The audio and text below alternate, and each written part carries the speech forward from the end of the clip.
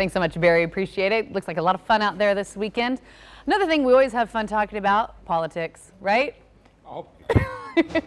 We are putting our eye on Olympia this morning with our political correspondent, Jason Mercier. Thanks for being with us today.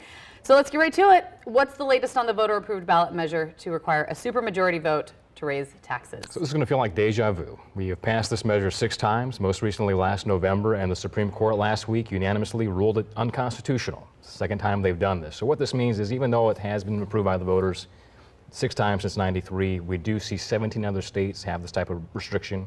Oregon requires a 3/5 vote, California 2/3. The Supreme Court has made it very clear the only way you can do this is with a constitutional amendment. So at this point, it's up to our lawmakers to give us that chance, and maybe that's something that we can ask them during this election. All right. And education is always a huge topic, and it's been a constant topic, especially here in Washington State.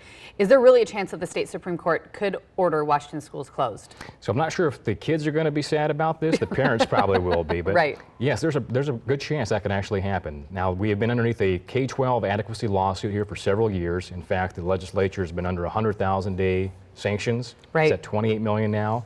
And this last couple of weeks, the Supreme Court is considering whether or not they're going to close the schools. The state has said, we've done what we need to do.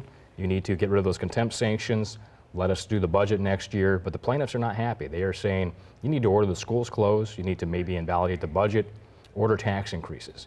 Now, this would not be unheard of. This actually happened back in the 70s in New Jersey. Where they closed the schools. Where they closed the schools. And in fact, even right now in Kansas, their Supreme Court is ordering their schools closed if the legislature does not increase funding for education in the next few weeks. Really? So could it be something that they would put into place and it would happen over the summer while technically kids are out of school anyways? Would they try to work it that way, or is it going to just happen regardless? No, that's entirely up to what the court decides to do. When it happened in New Jersey, it was during the summertime, so the schools were closed while they were on summer vacation, but that meant the teachers could not get paid while they were preparing. So it's still a big deal.